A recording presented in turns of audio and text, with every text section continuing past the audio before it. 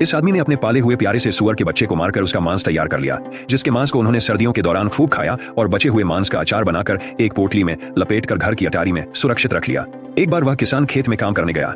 रात का खाना बनाने के लिए उसकी पत्नी और 3 बेटियां घर पर रुक गईं। एक दिन घर में खाना पकाने के लिए कुछ भी नहीं था। तब उसकी पत्नी ने अपनी बड़ी बेटी से अटारी में रखी मांस की पोटली को लाने को कहा। वह जैसे ही पोटली को लेने गई, उस पोटली ने उसको खा लिया। बड़ी बेटी के बहुत देर तक नहीं लौटने के कारण मां ने दूसरी बेटी को भेजा।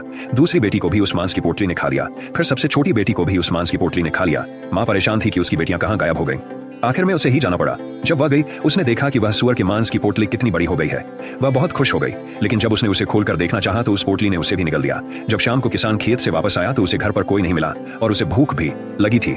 इसलिए वह अटारी में रखी सुअर की मांस की पोटली को लेने चढ़ा तो उस पोटली ने उसे भी खा लिया। पोटली फूलकर बहुत बड़ी हो चुकी थी। वह लुढ़क कर घर से बाहर जाने लगी, फिर सड़क पर लुढ़कने लगी। उसने रास्ते से गुजर रहे सभी गाँव वालों को भी निगल लिया।